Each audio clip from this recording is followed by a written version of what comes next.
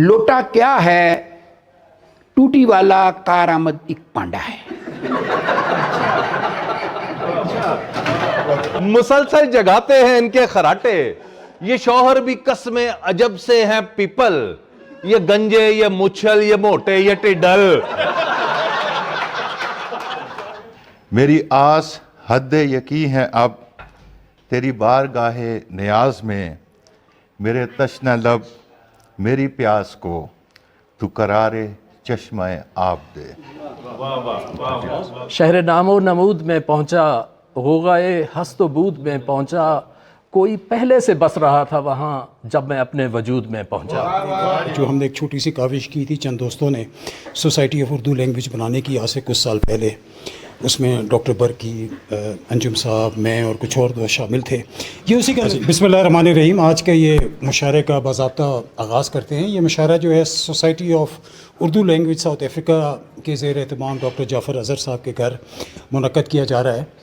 और इससे पहले कि हम मुशायरे का बाकायदा आगाज़ करें, एक दो अल्फाज ये कि ये बहरहाल एक जो हमने एक छोटी सी काविश की थी चंद दोस्तों ने सोसाइटी ऑफ उर्दू लैंग्वेज बनाने की आज से कुछ साल पहले, उसमें डॉक्टर बरकी, अंजुम साहब, मैं और कुछ और दोस्त शामिल थे।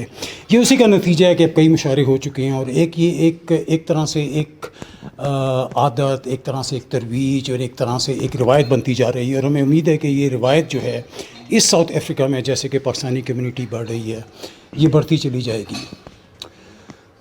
उर्दू ज़ुबान और उर्दू माशरे का जो ताल्लुक़ है वो बहुत पुराना और बड़ा गहरा ताल्लुक़ है। किसी भी आप कल्चर को अगर उठा के देख लीजिए तो उसमें शायर एक इज्तिमा के सामने खड़े होकर अपने शेर पढ़ने की रवायत बहुत पुरानी है। हम जहाँ बैठे हुए हैं साउथ अफ्रीका में यहाँ भी जो किसी कबीले का शायर होता था वो एक हजूम के सामने, अपने कबीले के सामने खड़ा होकर अपने अकाबरीन के बहादुरी के किस्से और इस तरह के किस्से बयान करता था। अरब मुल्कों में ये रवायत थी कि जो अरब अशार शायर थे वो कसीदे और इस तरह की चीज़ें और जंगों के वाक़े बयान किया करते थे। लेकिन इसको जो मौजूदा रंग मुशायरे का देना, जिसमें बहुत सारे शायर शरीक हों और उसको कभी तरही मुशायरा कहना, कभी तरन्नुम में पढ़ना, ये रंग बहरहाल इसकी जो क्रेडिट मेन जाता है वो दिल्ली की हमारी जो कल्चरल सोसाइटी है वहाँ पे जाता है। आज से 250 साल पहले जो उर्दू के बहुत बड़े शायर हैं ख्वाजा मीर दर्द, उनके घर पे हर महीने मुशायरा हुआ करता था जिसे उस ज़माने में मराख्ता कहा जाता था। क्योंकि उर्दू का जो नाम था उस ज़माने में रेख्ता था। उसके बाद से उन्होंने फिर ये अपनी उम्र के आखिरी हिस्से में मीर तकी मीर को कहा कि मियाँ अब ये तुम अपने घर में किया करो।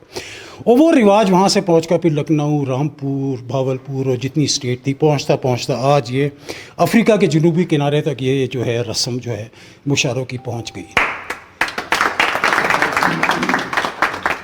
और बहरहाल ये बात सब मानते हैं कि मुशायरे का उर्दू शायरी पर, उर्दू शायरी का मुशायरे पर बहुत एहसानात हैं। इन दोनों का एक ऐसा ताल्लुक़ है जिन्होंने एक दूसरे को इकट्ठा परवान चढ़ाया है। उर्दू शायरी मुशायरे से मुतारिफ़ हुई और मुशायरा उर्दू शायरी से मुतारिफ़ हुआ। तो इस सिलसिले में आगाज़ करते हुए सबसे पहले मैं जिनको शायर को दावत देना चाहता हूँ वो हमारी सोसाइटी ऑफ उर्दू लैंग्वेज के रूह रवां, बल्कि मेन जो इनका ख़्याल था वो इन्हीं का था। और बड़े कादिरुल कलाम शायर, इनका ख़ास तौर पे ये शेर मुझे बहुत ज़ाती तौर पे पसंद है कि शहर नामो नमूद में पहुँचा, गौगाए बिस्तबूद में पहुँचा, कोई पहले से बस रहा था वहाँ जब मैं अपने वजूद में पहुँचा। अंजुम साहब जी, अस्सलाम वालेकुम। मैं शुक्रगुज़ार हूँ हमारे मेज़बान डॉक्टर जाफ़र अज़हर साहब का कि उन्होंने इतनी खूबसूरत महफ़िल का इनेकाद किया। और मैं खुश आमदीद कहता हूँ हमारे पाकिस्तान से आए हुए मुअज़्ज़ज़ मेहमानों जनाब खालिद मसूद ख़ान साहब और जनाब ताहिर शहीर साहब। और मैं ख़ास तौर पे शुक्रिया अदा करता हूँ डॉक्टर निसार बरकी साहब का कि उनकी अनथक मेहनत और उनकी अनथक काविशों की वजह से ये सारा प्रोग्राम जो है ये पॉसिबल हुआ। टाइम हमारे पास बहुत महदूद है क्योंकि नमाज़ों के औकात अब बहुत करीब हैं, असर और ज़ोहर। तो मैं एक दो चार अशार मैं सुनाता हूँ। असल में तो हमने मेहमानों को सुनना है, हम तो यहाँ हैं। आप हर हफ्ते मुझे बुला लिया कि खाना इस तरह का हो भाभी, तो हम आ जाया करेंगे। अगला काम पक्का करने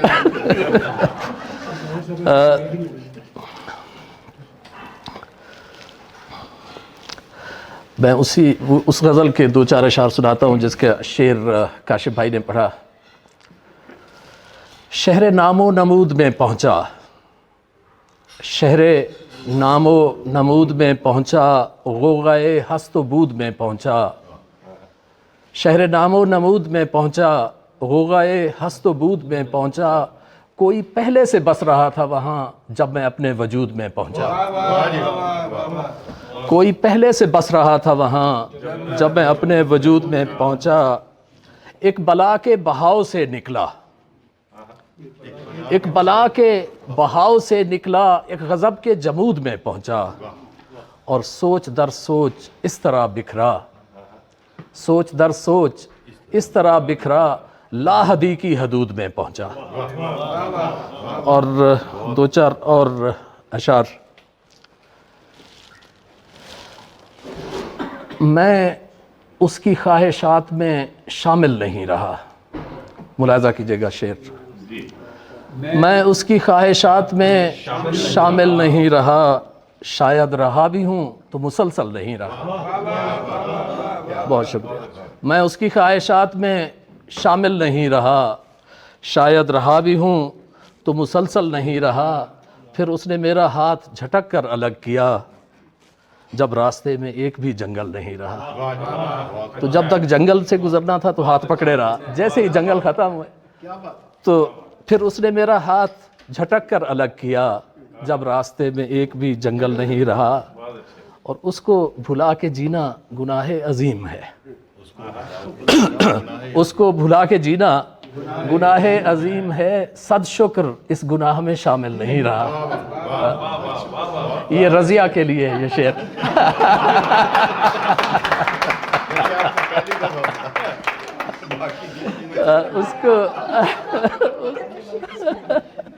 اس کو بھلا کے جینا گناہ عظیم ہے، صد شکر اس گناہ میں شامل نہیں رہا. اور یہ شعر خاص طور پہ طاہر شہیر صاحب اور آپ کے لیے یہ ملاحظہ کیجیے گا، ان کے نام ہے دونوں کے، کہ ایک نعرہ جنوں کے سماعت لرز اٹھے. شاہ صاحب، ایک نعرہ جنوں کے سماعت لرز اٹھے، کیا شہر بھر میں ایک بھی پاگل نہیں رہا؟ سارے چپ ہیں. تو ایک نعرہ جنوں کے سماعت لرز اٹھے، کیا شہر بھر میں ایک بھی آخری غزل کے 2-4 شعر اور میں ان کو دیتا ہوں. ٹائم بہت، کیونکہ عصر کا ٹائم ہونے والا ہے، عصر کا ٹائم ختم ہو جائے گا. وقت کے ساتھ کاشف بھائی، وقت کے ساتھ کٹ رہا ہوں میں، وقت کے ساتھ کٹ رہا ہوں میں، دیکھ منظر سے ہٹ رہا ہوں میں. ہم سب جو ہیں ایک جا رہے ہیں آپ اس میں. وقت کے ساتھ کٹ رہا ہوں میں، دیکھ منظر سے ہٹ رہا ہوں میں. اب میرے صاحباں کا کیا ہوگا، ابر کے جیسا چھٹ رہا ہوں میں. اور ایسے لپٹے ہیں وحشتیں مجھ سے، ایسے لپٹے ہیں وحشتیں مجھ سے، جیسے تجھ سے لپٹ رہا ہوں میں.